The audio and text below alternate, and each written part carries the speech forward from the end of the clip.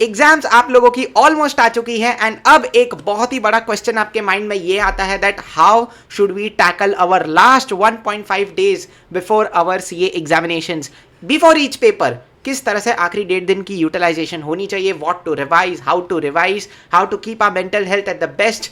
बहुत सारे सवाल आ रहे हैं ना, डोंट वरी, ये वीडियो आपके सारे डाउट्स को क्लियर कर देगा। So hello everybody, this is Dev Shah and I welcome back you all to my YouTube channel, जहां पर आज हम इसी चीज पर डिस्कस करने वाले हैं। बट वीडियो शुरू करने से पहले अगर कंटेंट अच्छा लगे तो लाइक, शेयर और सब्सक्राइब जरूर कर देना। इससे आपको भी फायदा होगा क्योंकि आने वाले जितने भी वीडियोज है, हेल्पफुल वीडियोज है, वो आपको तुरंत मिल जाएंगे एंड मेरी जर्नी के लिए भी ये एक बहुत ही बड़ा सपोर्ट हो जाएगा आपके एंड से। Alright, so let us begin with our points which we are going to discuss today.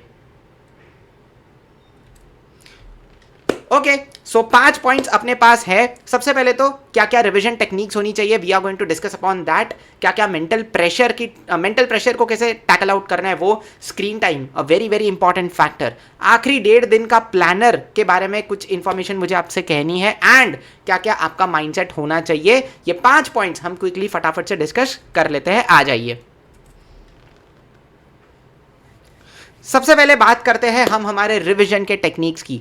4 बहुत इंपॉर्टेंट पॉइंट्स है जो मुझे आपके साथ डिस्कस करना है। सबसे पहले तो you should be ready with what questions to take during the last 1.5 days. ऐसा नहीं होना चाहिए कि यार आप आखिरी 1.5 दिन का रिवीजन चालू कर चुके हो, उसके बाद आप सोचने बैठे हो कि यार नहीं इस चैप्टर से ये कर लेता हूँ, वो कर लेता हूँ। एंड टाइम पे सोचने मत बैठना। You should be ready that yes from this chapter ये क्वेश्चंस करना है, फ्रॉम दैट चैप्टर ये क्वेश्चंस करना है। This goes for theory as well as for practical subjects. Next चीज, केस सिनेरियोस बुकलेट। आपको पता है इंस्टीट्यूट जो है, institute has released a case scenario booklet for each and every subject of CA intermediate, CA final and for self paced online modules. तो भाई साहब CA inter की जितनी भी केस सिनेरियोस बुकलेट है, आप अगर हो सके if time permits after revising the full syllabus once, then you can solve case studies booklet as well.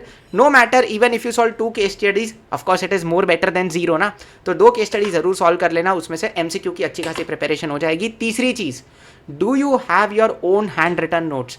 भैया हमारे पास वो है ना, हमारे एडुकेटर की, हमारे फैकल्टी की नोट्स, नॉट योर एडुकेटर्स और faculties notes, your own handwritten notes है क्या तुम्हारे पास? देखो, तुम्हारी हैंड रिटन नोट्स तुम्हारे पास इस वक्त मौजूद है या नहीं है, ये डिसाइड करेगी कि तुम कितना फास्ट रिवाइज कर पाओगे।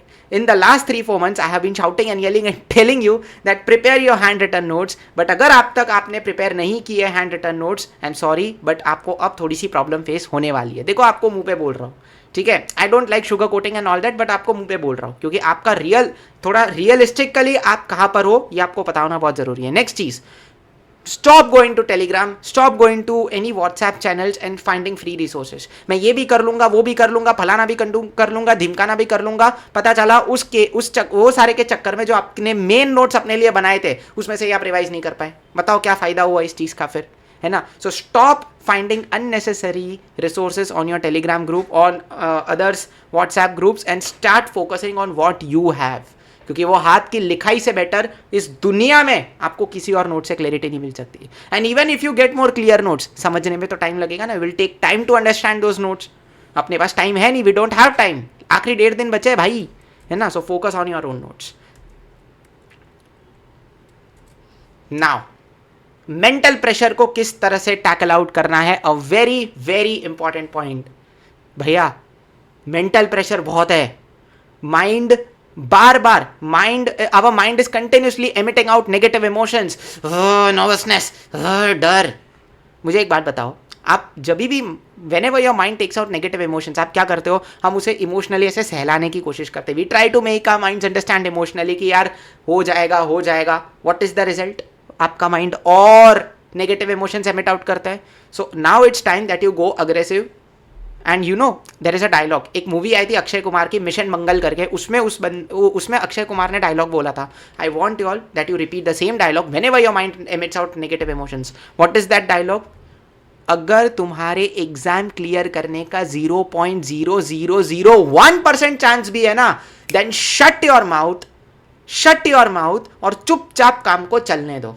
फोकस ऑन एक्शंस, ठीक है। मैं तुम्हें नहीं, I am not shouting you, मैं तुम्हें नहीं डांट रहा हूं, ये तुम्हें अपने माइंड को वंस फॉर ऑल समझा के रखना है कि देख भाई 0.001% भी चांस है ना, तो चुपचाप मैं जो बोल रहा हूं मेरे साथ काम कर।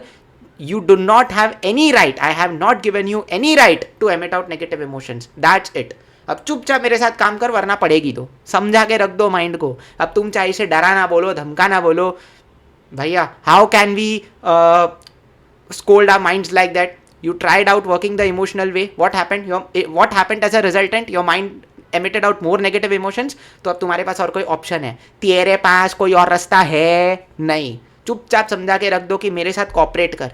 मेरा 1% एक्शन भी मेरी 99% प्रोक्रेस्टिनेशन से बहुत ज़्यादा इंपॉर्टेंट है. खत्म बात. चलो, स्क्रीन टाइम एक बहुत इंपॉर्टेंट चीज है. Now what happens? A lot of aspirants, I want to see marathon, I want to see notes, I want to see PDF notes. याद रखना, तुम्हें एग्जाम को एक पेन एंड पेपर फॉर्मेट में देना है. तुम्हें एग्जाम को किसी तरीके की स्क्रीन फॉर्मेट में नहीं देना है. So practice writing more on pen and paper. जो आपकी पेन टैब पे लिखने वाली आदत है ना, उसको अभी बंद करो. पेन लो, बाकायदा पेपर लो या बुक लो और उस पर प्रैक्टिस करो. कैलकुलेटर मैक्सिमम चलाओ. किसी क्वेश्चन को ऑडिट भी कर रहे हो तो ट्राई करो. अगर कोई बड़ा क्वेश्चन ऑडिट कर रहे हो, ट्राई करो एटलीस्ट कैलकुलेशंस कैलकुलेटर पे फटफट फटफट कर दो. Oh try to at least calculate even if when you are auditing a question. What is the response for that? इससे होगा क्या? आपकी एग्जाम में कैलकुलेटर की स्पीड बढ़ जाएगी. एंड याद रखना, एक बेस्ट टिप आपको दे रहा हूँ, please refer marathons only for big chapters. Small chapters आप सेल्फ स्टडी में भी फटाफट निपटा सकते हो, उसके लिए सेपरेटली वीडियो देखने की जरूरत नहीं है. जो भी बड़े बड़े चैप्टर्स है, whatever big chapters are there, refer marathons only for them. क्योंकि बिग चैप्टर्स ऐसे होते हैं जो सेल्फ स्टडी में ज़्यादा टाइम लगाते हैं. ओके, तो this was all about your screen time. Now last 1.5 day planner. इसके लिए मुझे एक इन्फॉर्मेशन आपके साथ शेयर करनी है. A lot of aspirants ask me that how should our last 1.5 day planner be. अब देखो, प्लानर के लिए आप टेलीग्राम ग्रुप वगैरह रेफर करो, then it is a different thing. But whenever you get a planner, please check two things. Number one, whether that planner accurately has which chapter to solve and when to solve. जैसे now for example अगर मैं FM की बात ले लूँ, then I would start my preparation with cost of capital and leverage analysis. Two small chapters फटाफट हो जाते हैं रिविजन में भी और जो भी बोलो आप सेल्फ स्टडी में भी. ठीक है. So whether the planner is designed in that way that it will help me reap out the maximum benefits. And number two which paper to warm up with the exam day. ये बहुत important चीज़ है. मैं I have been telling these since the last 3 to 4 attempts and this is doing wonderful results. This tip, practice at least one paper on the day of exam. इसमें क्या होगा? You are going to warm up your hands.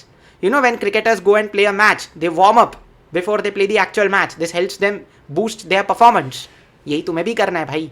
तो exam day पे कोई एक RTP, कोई एक PYQ, मैं अभी भी बोल रहा हूँ, इस बार भी करना. बेनिफिट मिलेगा, trust me on this, benefit मिलेगा. ठीक है.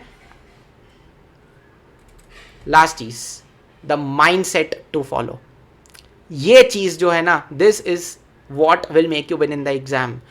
A lot of people will come, a lot of people will challenge you with your dreams, but you have to keep saying this, that if everybody is against me, everybody is going to lose and I am going to win and I will do it this time. Dear God, this comeback is personal. जितने भी repeaters है, dear God, this comeback is personal. If everybody is against me, I am going to prove everybody wrong and myself right. देखते जाना बस. ये mindset के साथ exam में उतरोगे ना मेरे भाई, किसी भी पेपर में फाड़ के आओगे. फिर चाहे इजी पेपर हो, whether it is a medium level paper or a tough paper, you are going to find a way. when the why is clear, the how becomes very very easy. ठीक है. तो चलो, these were all the tips and finally I wish you all the very very best for your exams. इसके अलावा और कोई भी doubt है, if you have any other doubts, feel free to comment in the comment section. I will be more than happy to respond your comments.